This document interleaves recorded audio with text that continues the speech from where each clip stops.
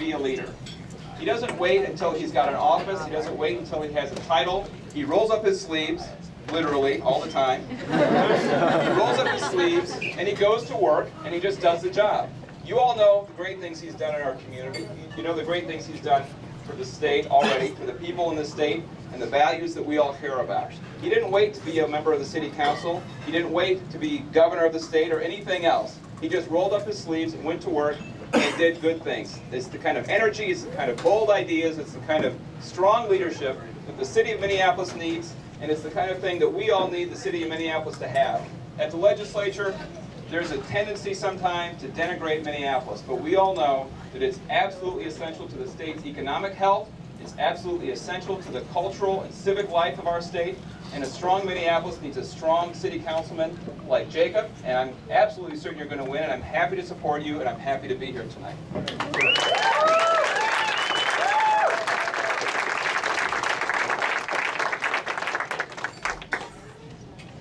Well, hello everybody. My name is Michael Rainville. I'm a lifelong resident of the 3rd Ward of Minneapolis, and I'm very proud to be here tonight. But before I say great things about you, Jacob, I want to make sure that everybody's tipping the bartender. How you doing over there? Okay, he's a great guy. But I'm here to tell you I'm in this campaign for the Hall. I come from a family that I have actually had 2 of my cousins and an aunt who were city council members. I know the hard job it is. I know how much you give of your personal life, how much you sacrifice. But I also know how important it is for that position for the people. I was talking to Elisa. Elisa, can you see me back there? Okay.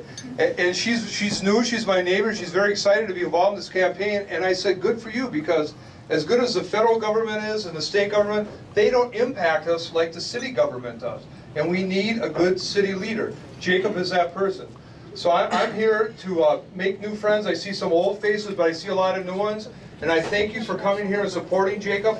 We need that energy, we need that freshness, we need to change the face of this ward and ultimately the face of this city, and Jacob's a guy. So please come up and introduce yourself to me. Everybody except Scott, you need a haircut.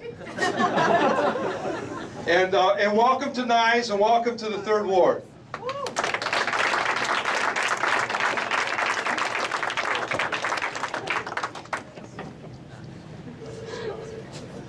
You know what I think I'm going to do is without the mic here. Can everybody hear me all right? Thank you so much for coming out. In the economic heart of this state, in the center of this city, on the banks of the Mississippi River, in the basement of Nye, what you see right here is a rising tide. You see a rising tide of students, of young professionals, of community organizers, of local business owners. You see a tide that's moving beyond the politics of usual, beyond the city planning as usual, beyond the way we used to do things. And we're moving towards thriving business sectors, vibrant neighborhoods, and residents that are armed with the know-how to affect the change that they envision. Right now, we're moving towards neighbors that understand the value of helping those that are less fortunate than themselves, that get that we need to protect our environment before big energy companies, and that recognize that living amongst people that don't look just like yourself is a damn good thing.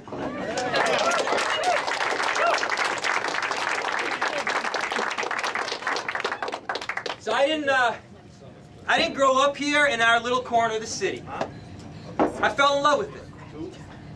I fell in love with the notion that I could live on the banks of the Mississippi River. I fell in love with an activist, engaged population, fully capable of enacting the change that they envision.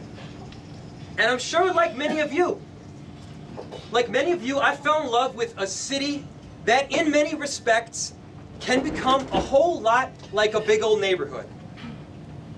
Like a neighborhood where you feel totally comfortable putting your kid on a public bus to go to school. And you can do all these things with bold leadership and with all of us working together.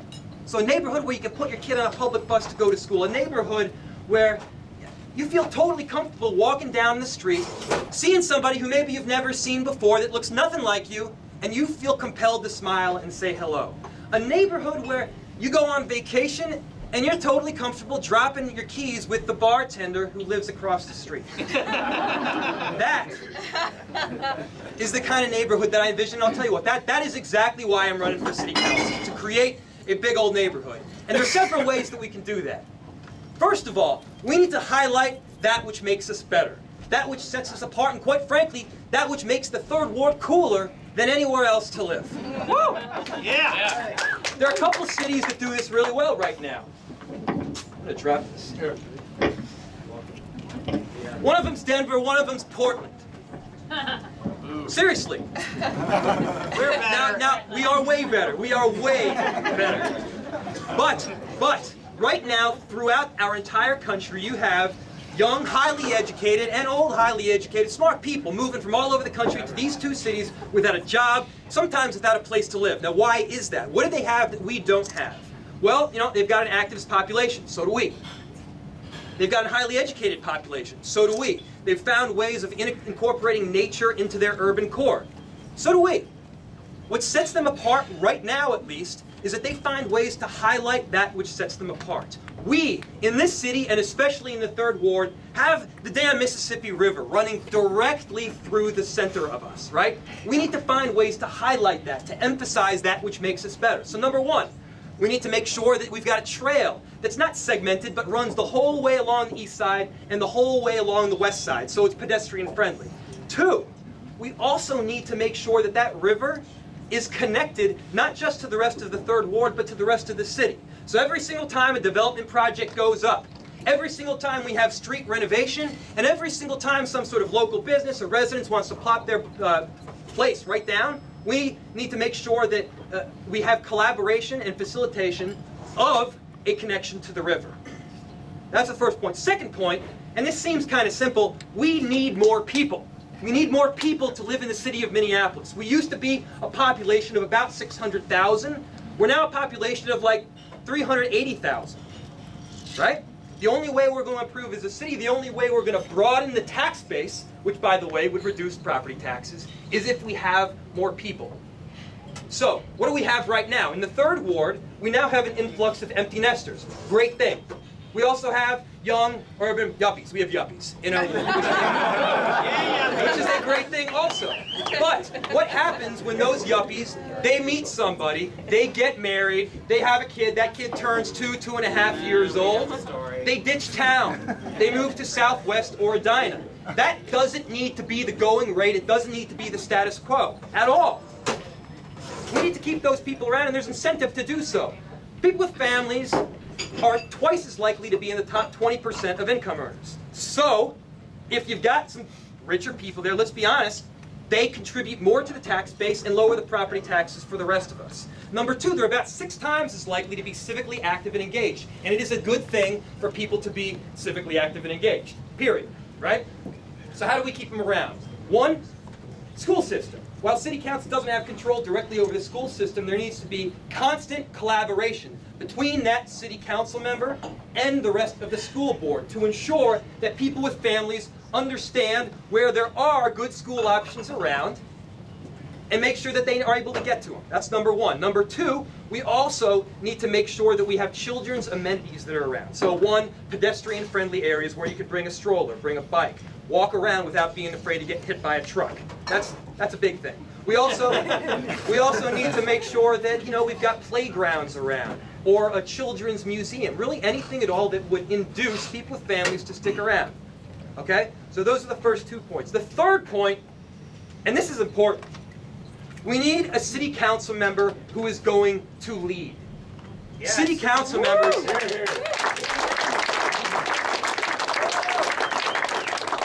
City issues. Is there anybody waiting out there? They want to come in? Welcome. Come on in.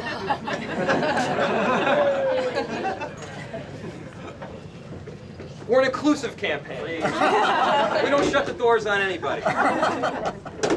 We need a city council member that's going to lead. Yes. City issues, by their very nature, are contentious. And when contentious issues arise, we need not just someone who's going to facilitate engagement. Engagement's a good thing. It is a good thing and we need it. But we also need someone who's going to facilitate a resolution. someone who's going to speak the honest truth, even when the honest truth isn't necessarily politically expedient. And we need someone who's going to advocate. Who's going to advocate to developers. Look, we want you to put your building here. We want you to come in this war, but we want to make sure that you're LEED certified. We want to make sure that you've got some public amenities. Public benefit does add private value in the end. And we want to make sure that you are connected to the river and contributing member of this community. So, we need to advocate to them. We also need to be advocating to residents and neighbors about the values of density and diversity. Diversity in terms of people. Our differences make us stronger. Diversity in terms of our transportation options, but conducive to both young and old alike. Diversity in terms of our culture, our food, our dining options, our entertainment, you name it. Diversity will make our ward a stronger, better place to live. That's a good thing.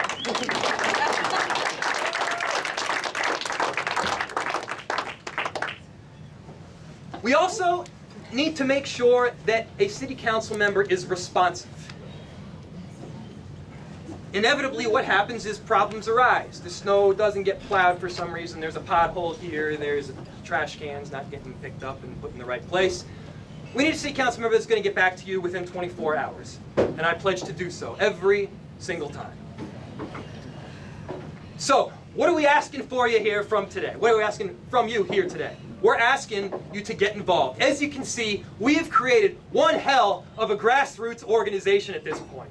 We are going to touch every single corner of this ward, every single building, every single block, and every single home. And I want you guys to be a part of it. There is a caucus that's coming up on April 16th. It'll be the DFL caucus, and I entirely plan on winning that endorsement. Woo!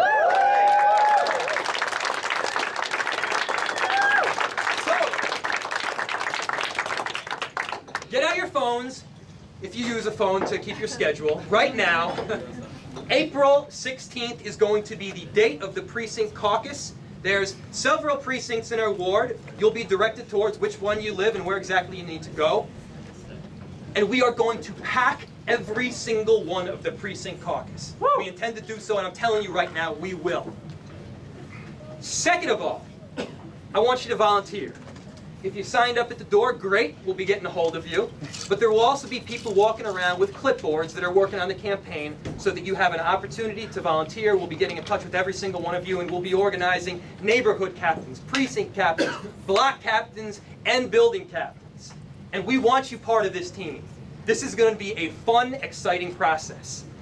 And I'm telling you, it'll be a ball if you get involved. And finally, and you knew this one was coming, finally, we do need money.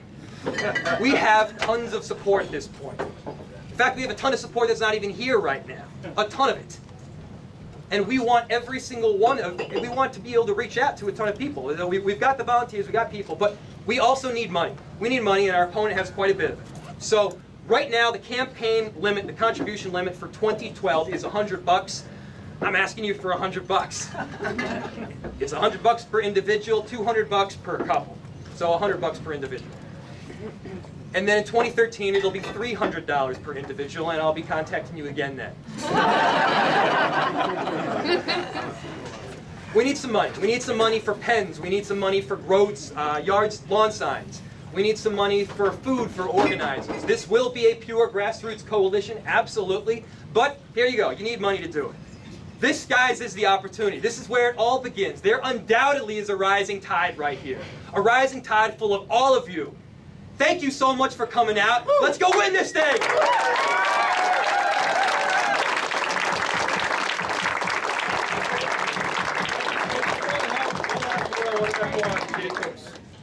Comments about taking control of our future. I got to assume everybody here lives in the 3rd Ward pretty much. Is that? I mean, I live by Elsie's bowling alley. Everybody else live around here? For us to grow and prosper, we have to have control of our destiny, and we don't have that.